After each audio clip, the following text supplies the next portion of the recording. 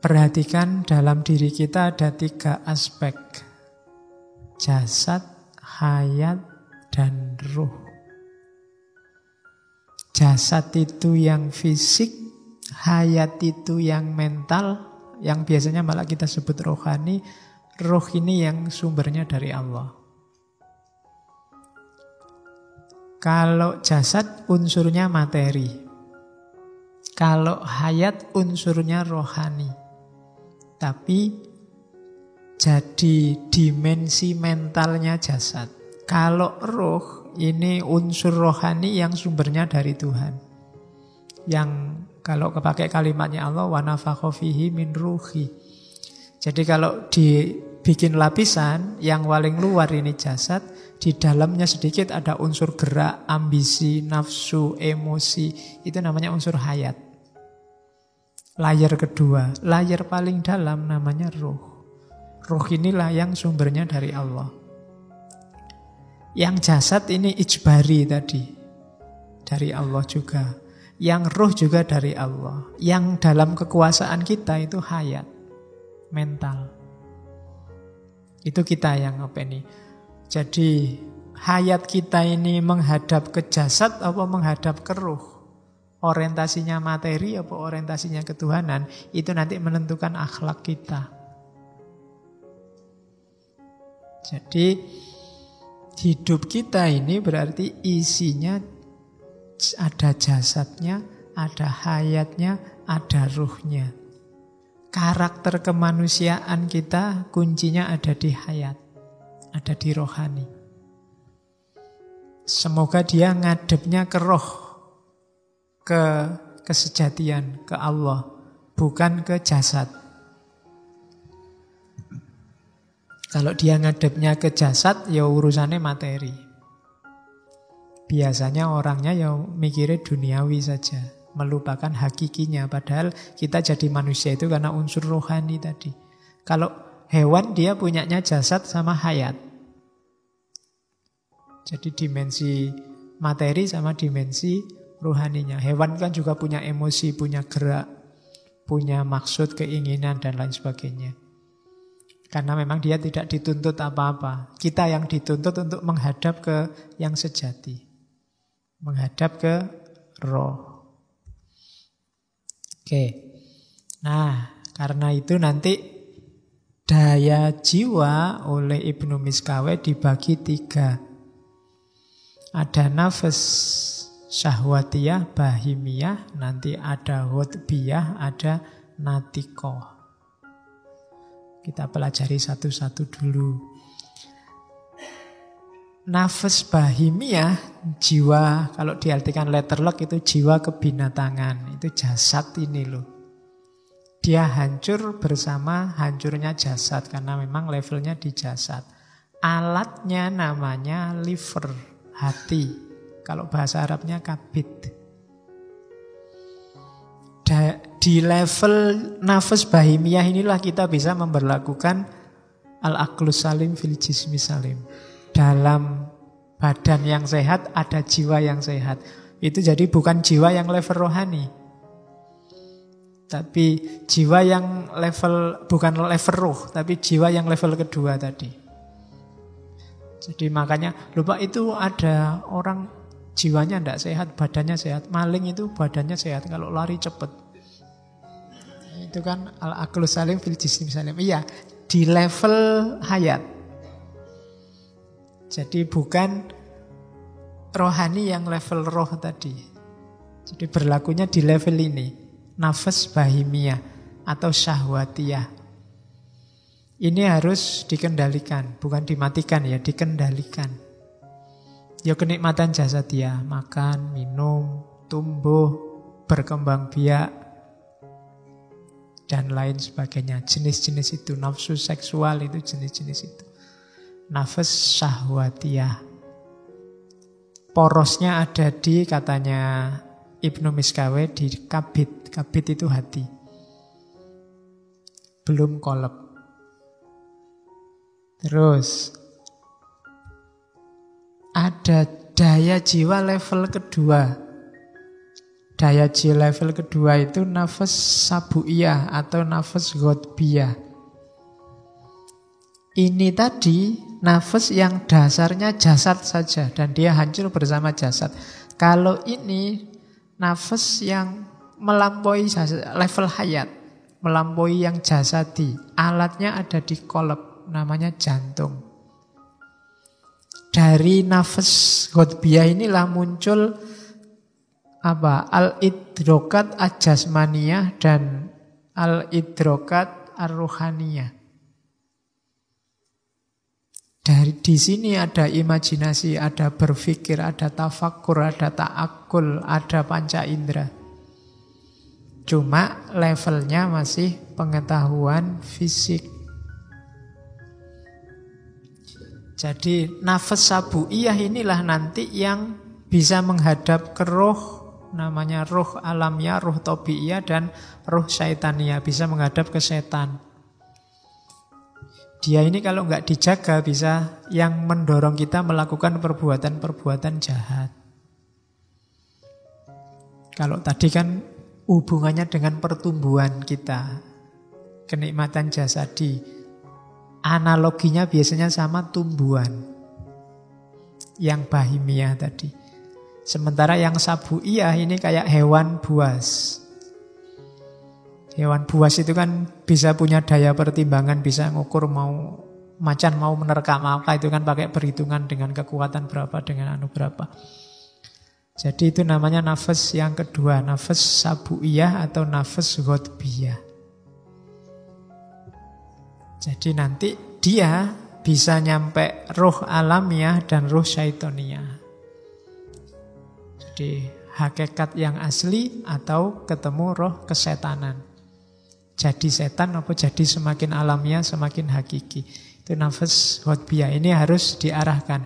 Kalau yang bahimiyah ini kita harus tahu batasnya. Kalau yang sabuiyah kita harus tahu orientasinya. Hidup kita ada di mana? Itu nafas sabuiyah. Oke, terus. Ini saya agak cepat.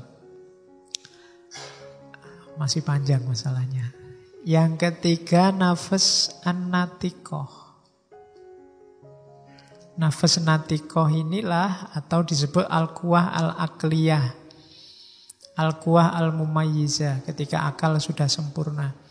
Dialah rohani yang tidak hancur ketika jasad juga hancur. Tidak pakai alat jasmania. Bukan kolab, bukan kabit. Karena dia tidak pakai alat jasmania. Dayanya dua, alimat sama amilat. Kalau pakai bahasa Yunani kemarin, Sofia sama Phronesis.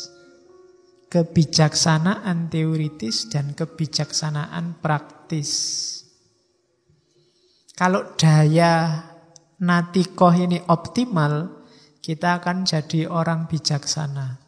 Yang kita kejar-kejar selama ini, entah sudah berapa tahun, makhluk yang namanya kebijaksanaan.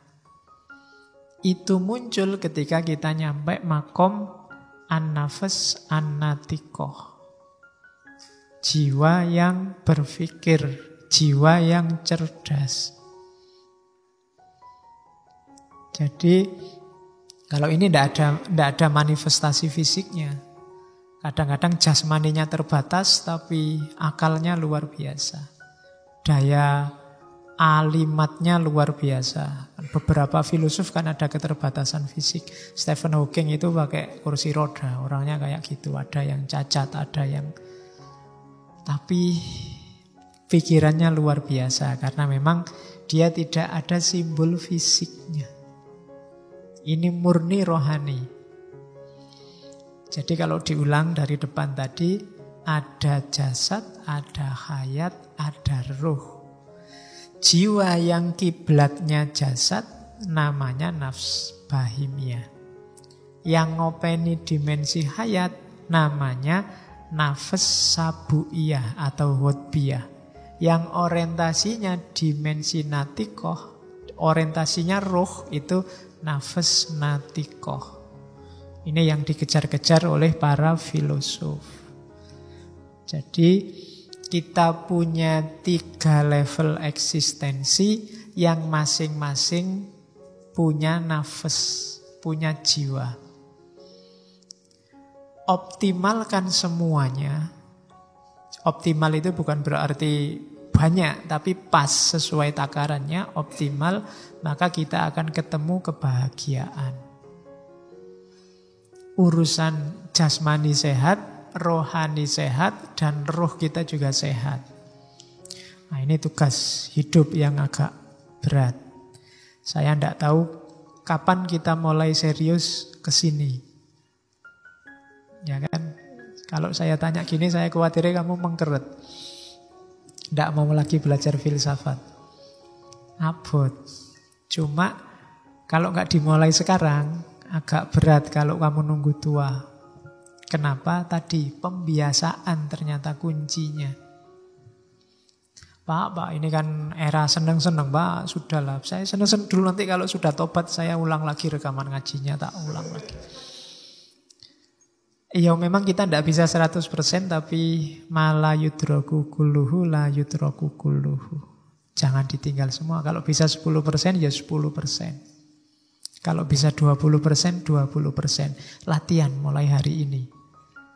Cermati dirimu, pahami watakmu, kebiasaanmu, dan macam-macam. Pahami karakter jiwamu, terus diolah pelan-pelan. Cari yang jelek-jelek, diolah. Saya biasanya gini, latihan enggak gini, pelan-pelan, dan seterusnya. Kamu sudah yang tahu mana yang baik, mana yang buruk. Oke.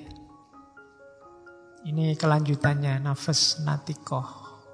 Jadi nafas natikoh itu tingkatannya 3. Akal potensial, akal aktual, akal perolehan. Jadi akal potensial itu kayak tadi ya, kita punya potensi, punya kapasitas untuk jadi orang baik, untuk jadi natikoh, jadi orang bijaksana. Kalau potensi ini kita wujudkan, namanya akal aktual. Nanti akal yang aktual ini dia punya kesempatan ketemu dengan namanya akal perolehan, akal mustafat. Akal mustafat kadang-kadang disebut akal fa'al, akal aktif. Apa sih akal mustafat itu? Hikmah dari Allah. Cuma kalau kita belum nyampe level aktual, kita tidak akan ketemu mustafat. Kalau kita tidak bergerak naik, ya Allah tidak akan turun. Kalau kita tidak berusaha, ya tidak akan ketemu hikmah. Jadi kita belajar terus ketemu hikmahnya. Orang kan sering bilang, wah saya mendapat hikmah. Itu dari atas. Namanya akal mustafat, akal fa'al. Beda sama Nabi. Kalau Nabi dia langsung ditemukan dengan akal mustafat. Kalau kita harus berusaha dulu. Makanya Nabi kan ada proses-proses instannya. Dibersihkan jiwanya, dibersihkan lahir batinnya terus. Itu memang ada misi yang harus dibawa. Tapi kita yang manusia biasa harus bergerak dari potensi ke aktualita.